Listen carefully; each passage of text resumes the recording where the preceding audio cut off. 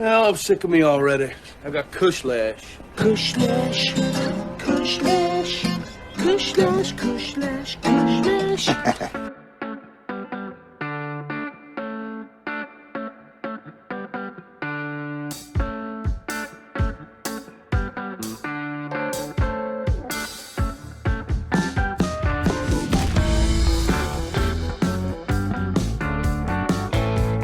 Hello, Contrarians, watchers, listeners, subscribers, you people all over the world who typed Jerry Maguire and did not expect to see one person dressed in a Santa hat. We're getting close. This episode drops a week before Christmas, if that. So you're probably already done with your Christmas shopping, and now you're just relaxing and watching videos on YouTube. And you remember that once upon a time, Tom Cruise was playing roles that did not involve him jumping from airplanes or riding motorcycles off mountains. Sometimes he played a regular guy. Such is the tale of Jerry Maguire, directed by Cameron Crowe, fresh on the Tomatometer. Written and directed by the Crowbar, back when he was described, as we mentioned on the episode, as a promising young filmmaker. We left that label behind in more than one way. But here, this was a big one. Everybody got nominated for Oscars except for Renée Zellweger, and it was the world was his oyster. Crows and Cruises and Cuba Gooding Juniors. So it's fresh. We're gonna say really mean things about it on the show before we tell you how we really feel. If you followed the show for a while, you definitely know how I feel, or at least you have an idea. But it's all in good fun. Here on this warm up, we're gonna give you some extra quotes, some extra trivia, and of course the Josh Gad Minute. Will Josh Gad replace Cuba Gooding Jr.? Stay tuned. This is where you find out. I guess not, based on Alex's reaction. No. Okay, so we're going to start with some fresh quotes that did not make it into the episode. Let's start with Steven Silver from Tilt magazine, who says, one of the most popular and important romantic comedies of the 1990s, in parentheses, 25th anniversary. I'm still not sure I'm okay calling this a romantic comedy. What would you call it then? I don't know. That's the thing. There are some funny parts, but there's like drama and seriousness to it that I think it's more what the phrase romantic comedy conjures up now in 2023 that I'm like, no, that's not what that movie is. But what does it conjure? Just like a romantic comedy? Just like trash. Just like, something that you put on Netflix. I don't mean that literally, like disposable entertainment. Really unchallenging and just simple movies where people don't really stretch their abilities as actors. And so that's obviously not what this is at all. And again, that's just by today's standards. So yeah, I don't know what I would call it, but romantic comedy, for whatever reason, I reject that. It is not the kind of movie where you're just, I mean, I am, but most people, I think, are laughing every minute, with every line. I think that they're just kind of smiling, nodding along, thinking that Cruise and Renée like the Zellweger idea of this being together. A rom-com would be like saying that it's a movie that is on the same level as He's just Failure to Launch. Oh, no. Well, that's a rom-com. How to Lose a Guy in 10 Days or some shit like that. Okay, but let's pick good examples, like good movies, not just the bottom of the barrel Matthew McConaughey. Annie Hall. Annie Hall. Leo's immediate. Yeah. There you go. I mean, would you put it on par with Annie Hall? I think so. I know you would. Minus the sports. What's a good romantic comedy for you? Like one that you would consider in the Alex Mattis top 100?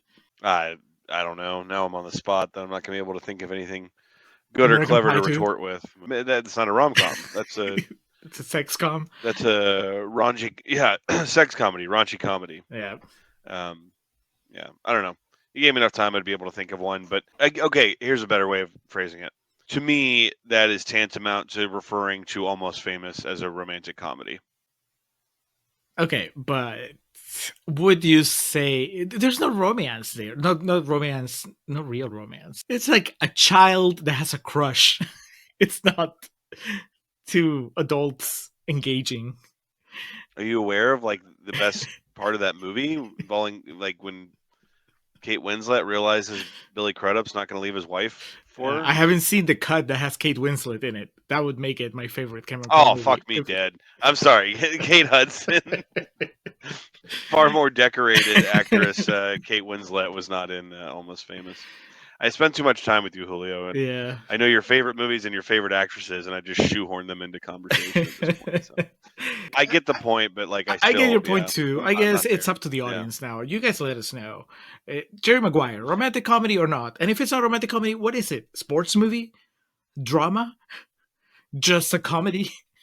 I think calling it just a comedy makes it even worse. Coming of middle age. There you go. Middle age crisis. That's that very popular genre in the mid 90s.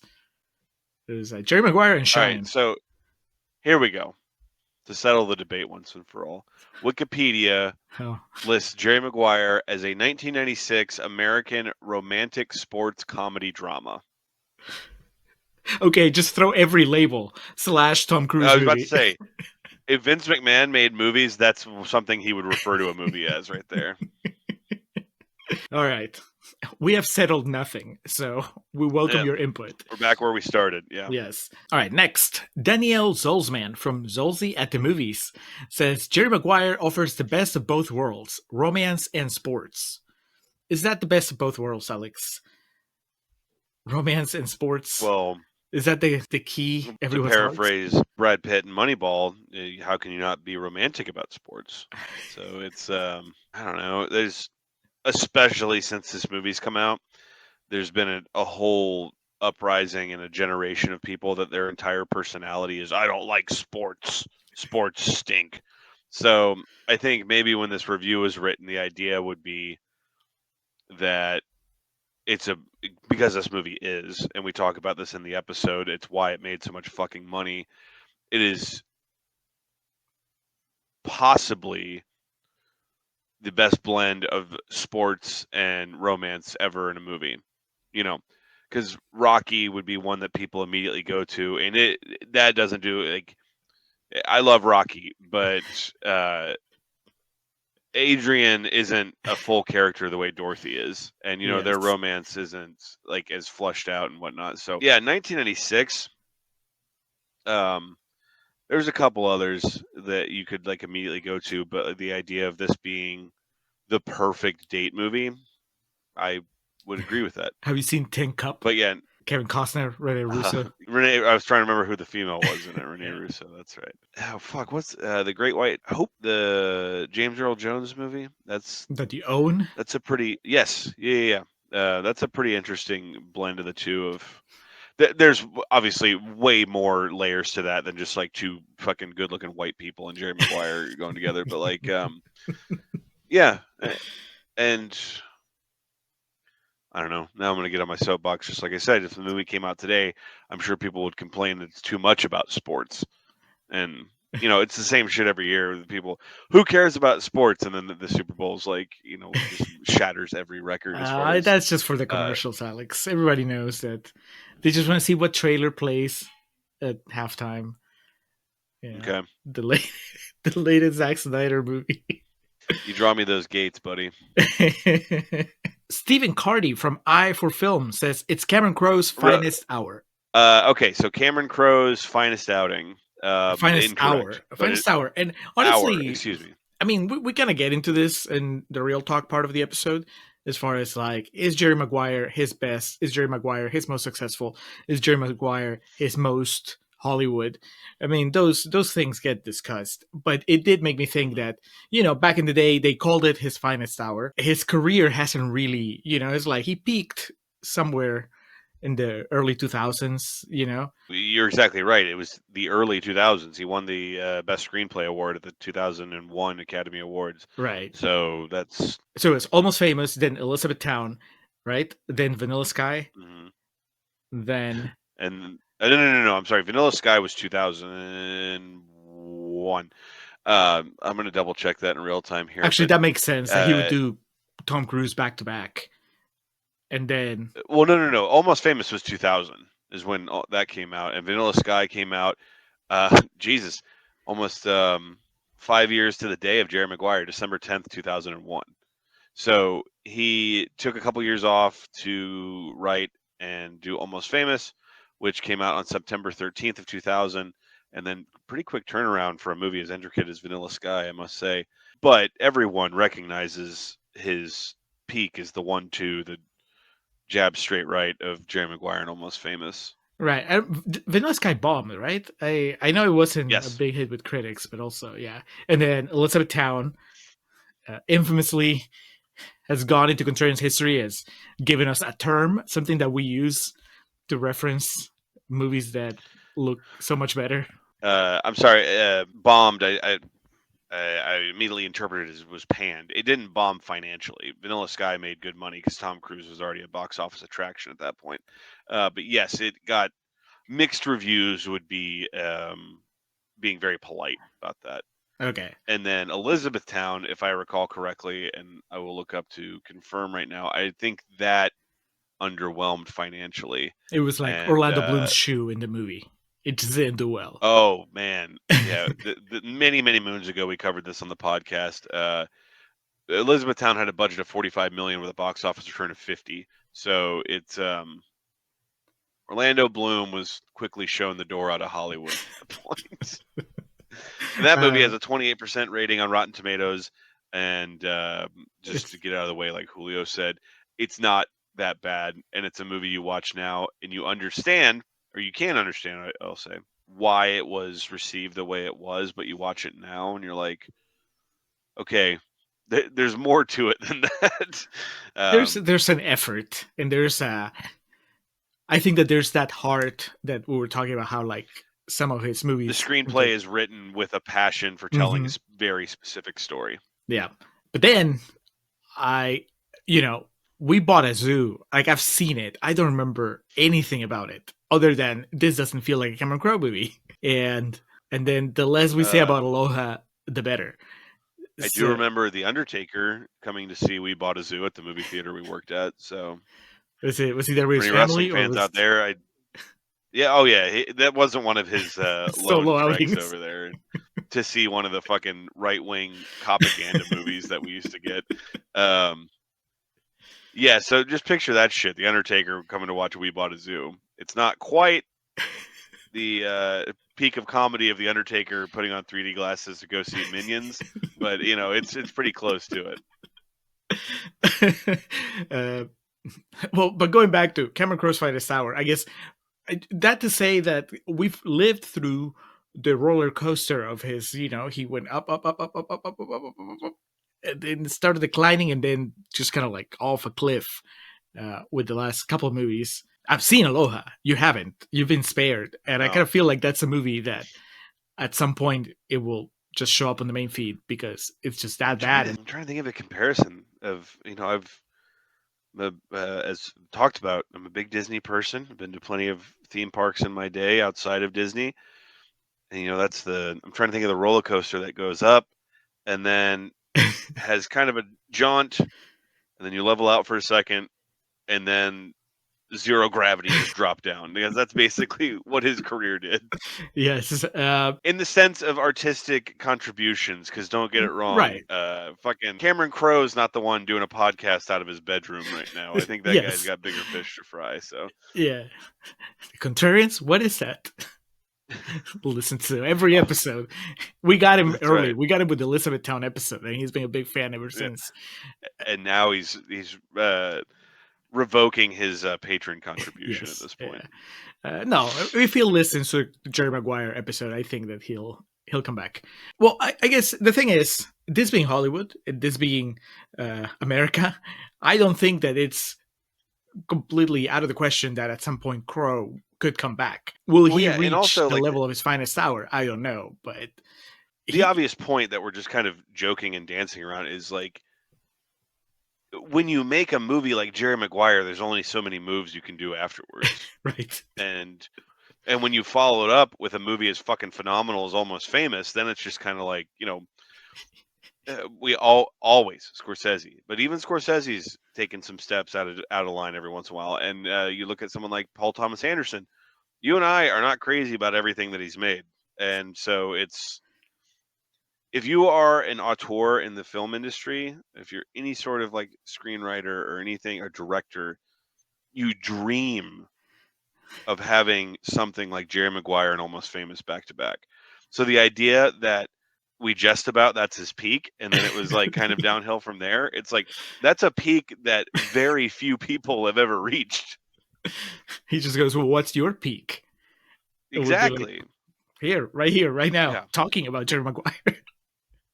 It's like Judd Apatow. It's like, what'd you do? Knocked up? Oh yeah, what came after that, brother? All right, one more for the road. Dwayne Birch from The Hollywood Reporter says, on the job front, Gooding is so believable in his role as Jerry's selfish, pea-brained wide receiver client that the Dallas Cowboys might consider signing him to complement Michael Irvin. Alex, I hope that you know what this is referring to, because obviously you are the sports person here. I am the person that just goes, oh, sports, okay, I'll go somewhere else. Yes, listen to the episode for me getting legitimately shoot hot, as we say, with Julio for not knowing like who Troy Aikman or Barry Switzer, Emmitt Smith is, specifically Troy Aikman. But okay, even if we wanted to go into like the side of it of like the sports analysis of like contracts and what someone wants in their deal and the payout, this movie goes out of its way repeatedly to show how much Rod cares for his friendship with Jerry Maguire. Mm-hmm. Because he's the only person who doesn't leave him. And time again, that one part where, he wants $10 million and Jerry can only get him 1.5 or whatever it is. And his wife's losing her shit. And he's just like, I trust Jerry. So, I'll stick with him regardless, which is that part is probably the most farcical, or not farcical. What's the word I'm looking for? Fantastical part of like this movie, and the most like fictional portrayal of what sports negotiations are like, or were like. Now it's even more ridiculous, but like, yeah, I don't agree with that. Rod is loyal to a fault in this, in an industry where loyalty will get you a cup of coffee. He's saying the Dallas Cowboys would be lucky to have Rod on their roster. Well, Michael Irvin too was part of. I talk about it a little bit. I don't know how much I go into it, but it was like Michael Irvin, Emmitt Smith, Troy Aikman. That's when Barry Switzer was the coach. When they won the Super Bowl in 1995, they won it in 93, 92 also. There in the early 90s, they won the Super Bowl 3 times. That lineup of those guys, and then when Deion Sanders came on, you will find people that view that as like one of the greatest teams ever in the history of the NFL. And Troy Aikman also has the very fairly rare attribute of his entire professional career was at the Dallas Cowboys. And while there, won the Super Bowl numerous times and remained like a star player until the end. I think that's kind of that's a what's the phrase people use? An accidental or like an incidental blessing of the movie, because now any sports nut that watches that is like, holy shit, they filmed this movie when they had that like golden age of the Dallas Cowboys. And, Troy's got speaking lines, and you get the one shot of Barry Switzer looking disappointed that Rod's going to like live after that tackle. And so watching it now, and as we're recording this, if anyone's listening to this who knows what the fuck I'm talking about, last night also, we had one of those classic Dak Prescott implosions. So to be reminded of, the glory days of the Cowboys, I think it was just like I said, incidental or accidental blessing for this movie, and it's for the benefit of Jerry Maguire. For those sports fans that do watch it through like a modern lens, it's a pretty interesting time capsule. For those of us who don't know anything about sports, still a pretty good movie. Rod catches the ball, hurts himself. They do a good enough job of just like, all right, Jerry O'Connell, big star. Cuba Gooding Jr. scratching from the bottom. That's all you need to know. Scrappy underdog.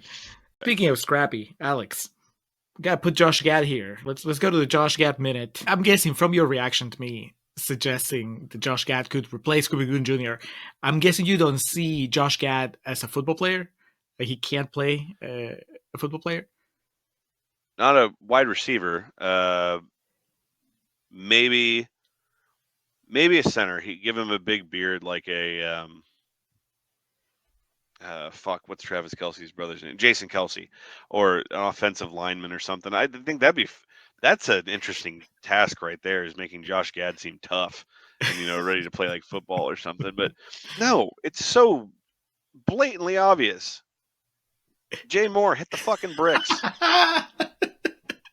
Josh Gad is Bob Sugar. Like, Yes. imagine he's the understudy of Tom Cruise in this movie. And then also, just because we know his character in Modern Family is like a great example of like how just incredibly, but he has a bit of humility in that. He's a little bit humble, but how inflated his ego can become. And you just Uh-huh. give him like the dialogue that Jay Moore has here. I am 1000% convinced that Josh Gad could pull that off. I am aching inside because I know that we're just playing with this and it's not really going to happen, because the idea of just Jerry Maguire gets re-released and they digitally replace Jay Moore with Josh Gad, and Josh Gad would just kill that role. I mean, you're right. He Oh would yeah. just he would be memorable in a way that Jay Moore isn't. Jay Moore is only memorable because he's Jay Moore. You're like, oh yeah, that guy. That's where he started. But this would be Josh Gad just facing off against Tom Cruise and getting the upper hand for a little bit. So I like it. I would think it's smaller, honestly. My next suggestion was going to be what's his name? Donald. He's like Jay Moore's second in command. Oh, Donald Logue. Donald Logue. I thought maybe that, but no, you're right. Let's go big. Let's go with Jay Moore. The one character in The Patriot that has like an actual story arc. That was before or after this one? Patriots. The Patriot? Yeah, Patriot's like 98. 98, right? Okay. So he got more lines as he moved on. We watched The Patriot when I was in junior high, middle school, or some shit, like when we were learning about Mel Gibson. Yeah. We were learning about the war, and The Patriot's from 2000. My God. Revolutionary War of 1776. That's right. That's definitely seems like something Mel Gibson would have made. Roland Emmerich directed movie that cost $110 million. This Have you ever seen it? It's not good. I've seen it a long time ago. Like, I remember Heath Ledger doesn't make it, right? He's his son. Heath Ledger, and then isn't 3 hours long. I remember we watched it at the auditorium at school, and you had to get your parents to sign a permission slip for it because it's an R-rated movie. No, because there's a part where a guy gets his head blown off by a cannonball. That's pretty fucking metal. He's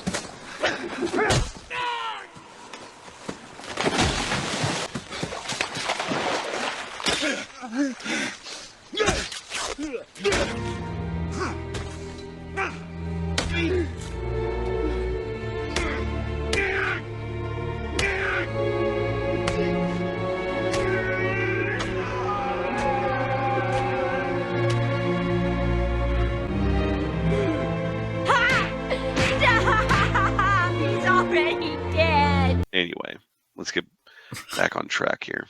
So we cast Josh Gad. So the Gad is in, the Moore is out. I think that we've settled it. So let's go to trivia. Alex, what do you have for us as far as extra trivia? To correct myself real quick here, and this goes for the episode as well, football always kind of fucks with my head in the sense of I think of the year the season started, and then I don't correctly attribute the Super Bowl, which happens in January, February of the next year. So the Cowboys won the Super Bowl in 1996 from their 95 incredible season, and then also in 93 and 94 is when they won their 3 Super Bowls. So I'm glad that I was able to call that out right here. Stop the hate now. So he corrected himself. So Julio, to bring it back to something you can take away from this, Al Michaels was on the call for those games, and you liked him in this movie. He's the guy that you thought was an actor that was talking from the booth. So yes. he waxes poetic. I liked him. He does. And yeah, he has that great line of when Rod's celebrating, he's like, well, they're surely going to get a flag for this. And then, you watch football, Al's still on every fucking Sunday. So, not here to talk about Al Michaels. I'm sure we could for hours and hours. But Jerry Maguire, written and directed by Cameron Crowe, based on Lee Steinberg, who is an American sports agent, philanthropist, and author during his 41-year career. Steinberg had represented 300 professional athletes in football, baseball, basketball, boxing, and Olympic sports. He's represented the number 1 overall pick in the NFL draft 8 times. That's a record, and that's fairly substantial. And he's credited as the real-life inspiration for the sports agent in Cameron Crowe's film Jerry Maguire, 1996. Does he look like Tom Cruise? Who does? Come on now. It's always go back to I love Johnny Cash. I love June Carter. Joaquin, I could see you saying, like, is an interesting looking fellow. Reese Witherspoon was like the Hollywood version of June Carter in the sense of, like, all right, she wasn't looking like that. And in this case, Billy Bean. It's no Brad Pitt. And in this case, Lee Steinberg was certainly no Tom Cruise, especially fucking mid-90s Tom Cruise. Released on December 13th of 1996 in that prime award season. We got the Iron Claw coming out here in just a few days, and we're very close to that point in time of award season ticking up. Budget of $50 million with a box office return of close to $275 million. Like we talked about in the episode, it's very obvious why this movie made as much money as it did.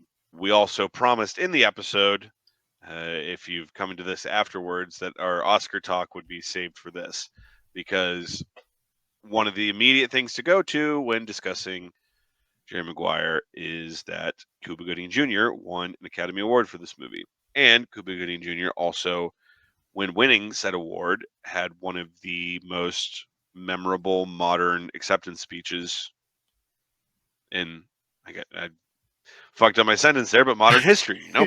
And, you know, you've watched the last few years more than I have. And we joke constantly about Roberto Benigni. Yep. About how it was, like, too much. But Cuba, like, has to, one of the most genuine, like, infectious, he was so happy. And not in, like, a way of something else we joke about a lot. When Tom Hooper won for the King's Speech, and, like, that, yeah, well, it wasn't even that. He did that, like, he had his, like, hands up in the shot. And, like, there's the example right there. It meant so much to both of them, but Kubo, like, it was one of those things of, like, God fucking bless you, brother. And with Tom Hooper, it's like, fuck off. Like, and so there's obviously, you know, something to that one, Jerry Maguire is a way better movie than The King's Speech. Two, Cuba Gooding Jr. seems to be inherently a more likable person than Tom Hooper. Cameron Crowe and Tom Cruise. I love you, brother. I love you, man. Derek Rose, Sean Settles, Keith Butler, all my behind-the-scenes crew. Regina King, I love you.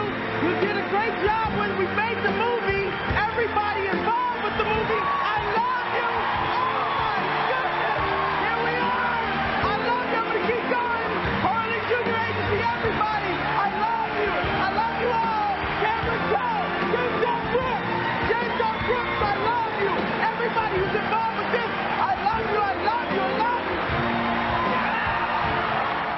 For the role that it was, and it kind of, I don't know, does this sound too hokey? This might be the pro wrestling fan of me coming out, but, like, the idea of Rod Tidwell being this under-celebrated player that's good, and it takes him, like, getting wiped out, like, and hurt to get, like, his big moment and get his due. Like, you can kind of see the payoff of that character getting, like, this big public recognition. And I know it's the actor who played him, but you know what I mean? Like, I think that for most of us watching from home, like, I mean, I'm sure that Cuba Gooding Jr. was known among his peers. So if you were just a member of the Academy watching him give the speech and just getting really excited, you were like, oh yeah, that's Cuba. But I'd never seen him in a movie before. Like, I knew him from Jerry Maguire. So then when he won, yeah, I was seeing Rod Tidwell giving that speech. And I think that a lot of people just saw it as an extension of his character. Maybe that's why, as far as I can remember, there was no backlash. Like, Benigni got backlash. Benigni was divisive, and then some people loved it and some people hated it. And... Immortally parodied by Ray Romano on Saturday Night Live. Yes. With Coogan Jr., I think that everybody celebrated. But then again, I think I was like like the internet was not what it is now, and so today probably there would have been like several cycles of like loving it and hating it and making fun of it and then pushing it aside. I think his reaction and acceptance speech should be the measuring stick of how far you're allowed to go in public, like celebrating yourself winning an award. Like, I think that's. But not everybody can do it, because then it just becomes annoying, right? Like it was, if everybody started ignoring. Oh no, I'm sorry. I'm not saying that everyone should. Yeah, that's not like the playbook. That's not the model you should follow. But like, to me, as history has shown, that's as far as someone I've ever seen being happy for themselves, and it's still being like charming and Right. not just kind of like, get the fuck out of here, dude. And so, yeah, I mean, the greatest Academy Award acceptance speech of all time is Joe Pesci, when he just goes, "It was my honor," and walks off. I mean, that's the Then the orchestra's like, oh god, play. And then Tarantino, of course, when they try to start playing him off, he goes, no. So somewhere, Cuba, Joe Pesci, Tarantino, find something for yourself in between. I think the year after was when Affleck and Damon won Best Screenplay for Good Will Hunting. I just remember, I was watching with my family, I guess, because I think I remember my dad just say they did something similar. It was not on the level of Cuba Gooding Jr.'s speech, but it was one of the things where they started they went off. I think that they had their script, like their little thank yous, and they just went off script and then just started shouting names. And we're just really two young guys who were fortunate enough to be involved with a lot of great people whom it's coming upon us to. There's no way we're doing this in less than 20 seconds. To a lot of people, including my dad, just because of how he commented on it, like it felt like they were just trying to ape what Cuba Gooding Jr. had done, but nowhere near as successfully. It just felt like, oh, they're trying to be Cuba, and he already did it. You can't redo it. Look it up. I'm sure that their acceptance speech is somewhere out there, and what I remember is they just started yelling names. Gus Van Sant for brilliant direction. Robin Williams, who delivered some great lines. Minnie Driver, whose performance was brilliant. Stellan Skarsgård, who was great. Your brother. My brother Casey, who's brilliant in the movie. Hauser. Cole Hauser. My mother. John and Gordon. Matt's mother, the most beautiful women here. My dad at the right over party. there. And Jack said hi to you. And All right. who else? John Gordon from Miramax. John Gordon. Chris Moore produced the movie. And Chris Moore. Patrick Weitzel, the best agent in Hollywood. Yeah, and, Patrick Weitzel. And Cuba Gooding for showing us how to give our acceptance speech.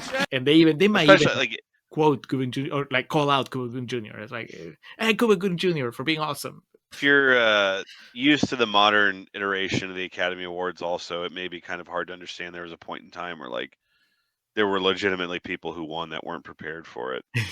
And now it just seems so obvious who's going to win when it goes into it. See another drop for Joaquin Phoenix, his immortal reaction in 2013 when he got nominated for The Master and he knew he wasn't going to win. And they cut to him on the side. He's like, I don't want to fucking be here, man. I'll tell you who was probably there but not even fucking nominated was Renée Zellweger for the Best Supporting Actress category. Juliette Binoche took that home for The English Patient. We mentioned in the episode that was the year English Patient won director, picture, and in this case, Best Supporting Actress. Joan Allen for The Crucible was nominated. Oh, man, we didn't even put that together, too. We've done The Crucible in the past. Mm-hmm. Our other one was Sling Blade. We've discussed several movies from this year. Lauren Bacall for The Mirror Has Two Faces. Barbara Hershey for The Portrait of a Lady. And Marianne Jean Baptiste for Secrets and Lies. I've seen all of those. Julio has a significant point of contention with Renée Zellweger not being nominated. Yes, that's all we'll say, because I go on at length about just how that is almost a hate crime. That's horrible. And if you want, it's a very bad thing. It shouldn't have happened. Yes, I had issues. I had serious issues with Renée Zellweger not getting nominated, and I go on at length during the episode. And if you want to make the argument, she should have got Best Leading Actress. Too bad, because Frances McDormand won for Fargo, along with her nominees Brenda Bleethan for Secrets and Lies, Diane Keaton for Marvin's Room, Kristen Scott Thomas for The English Patient, and Emily Watson for Breaking the Waves. Renée Zellweger is Not better Don't than all of Make them. Waves. Sharon Tate movie. You know that's Lars von Trier, Tom right? Cruise. Breaking What? the Waves. That's a Lars Yes. von Trier movie. I was familiar with that because there's someone in it that's. Stellan I remember Skarsgård. one time reading the cast. Yeah, one time reading the cast and being like, "This is interesting." Elsewhere, Tom Cruise acquired one of his 3 Academy Award nominations, which is always a weird thing to talk about, especially when you talk to people who aren't like dorks like me and Julio. Like my mom, when talking to her about Jerry Maguire, was like, "Yeah, he's only been nominated for 3 Academy Awards," and that just seems so insane because he is like, one of the biggest movie stars of all time. But he lost out his leading actor nomination to Jeffrey Rush for Shine. They were alongside Ralph Fiennes in The English Patient, Woody Harrelson in The People versus Larry Flint, and Billy Bob Thornton in Sling Blade. Retroactively, Billy Bob would probably get that if I was in charge of that committee.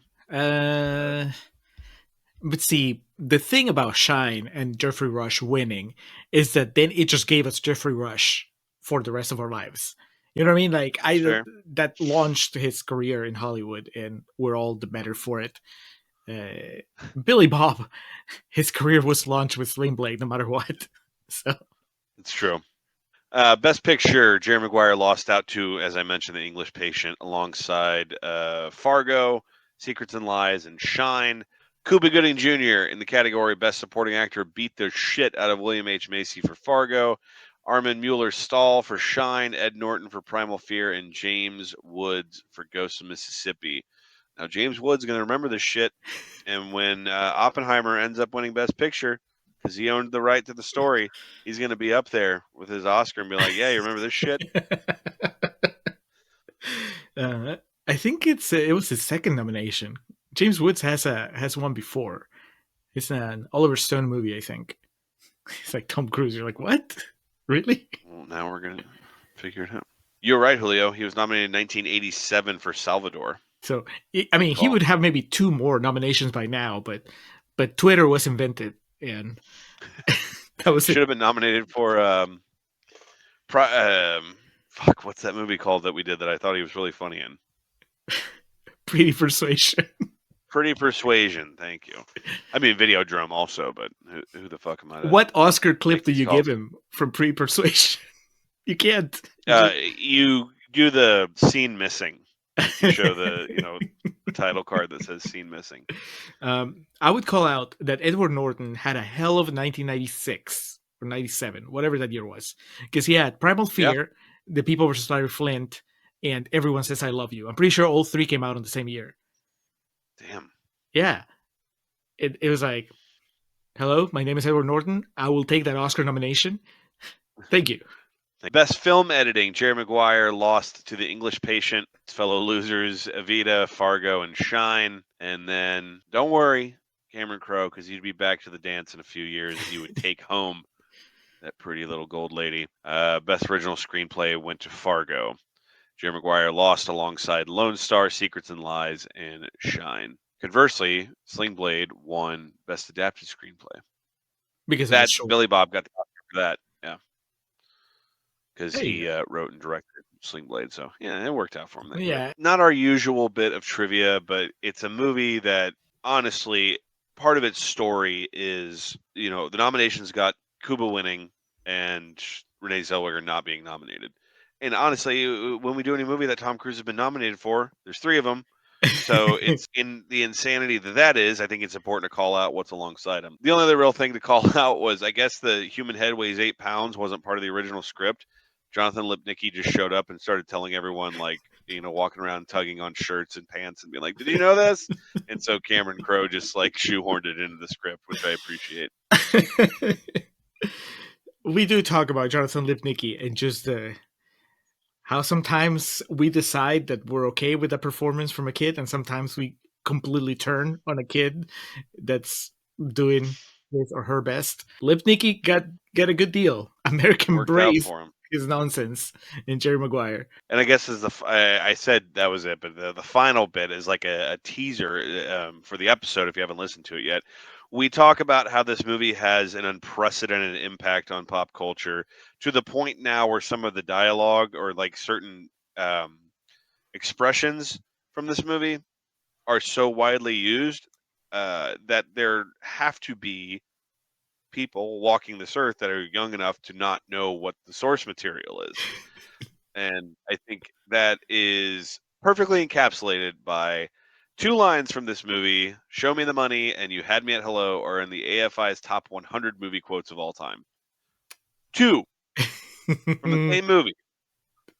Do you know how many movies exist? And they narrowed it down to 100. Would you put those two? Or, well, you have to take one. They tell you, Alex, pick a line from Jerry Maguire to put on the list. Is it one of those two, or is it Show me the money. Really? Show me the money. Yeah. Not Kushlash? Kushlash. You had me at hello it's all right, but It's show just me the money. all right. How about you complete me? Yeah. You complete me, that's up there, but I don't know. I have a hard time sometimes with those over romantic lines that are used in movies. And sometimes you just fall for them. Really, there's no telling. If it's Tom Cruise and Renée Zellweger, you're a little more resistant. They're too pretty. They're too Hollywood. Well, because Cameron Crowe, if we're getting down to brass tacks here, "Show me the money's" iconic. Whereas, like, I'm sure I could find something from Almost Famous from a romantic standpoint, and I'm like, all right, this is way more impactful than "You had me at hello." What'd she say? What kind of beer? Yeah, I'll do that. So good. Or just replace "You had me at hello" with Renée Zellweger. It can still be the same actress. It's her walking up to Max Caulfield in Empire Records and saying, "May I service you?" That's replace it with that. All right. Enough. Go listen to the episode. Slightly more focus. I did feel that there's no secret. Like I love this movie and I have a long history with this movie, and so it was really hard recording the episode to try to stay structured to where it wasn't just me gushing over a movie that I love, but rather, having a conversation that was, I would hope, interesting. So as we record this, I haven't finished editing, but I have faith that it will be that instead of just like, oh, this guy really likes Jerry Maguire. Can he say something interesting? When we did Halloween, it was just like every 2 seconds, I just want to be like, "This is the greatest movie of all time," and I had to figure out a way to skirt around that. So I understand the plight of the facetious film podcaster, Julio. Yeah. Anyway, if you haven't seen Jerry Maguire, God, you should. It's a classic. Like Alex said, it's part of pop culture. And then you can listen to the episode, or you can just listen to the episode, then watch the movie.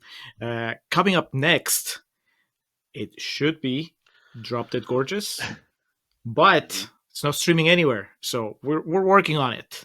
If it's not Drop Dead Gorgeous right away, it will be Drop Dead Gorgeous, a couple episodes after. We have a backup. But let's not even talk about the backup. Just know that something will come up, but probably Drop Dead Gorgeous and not something else. There is an episode brewing. We're just trying to work and figure out within the bounds of the American law how we can watch Drop Dead Gorgeous and record a podcast on it. Yeah.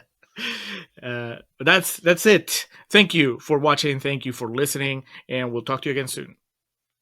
Merry Christmas. Yes.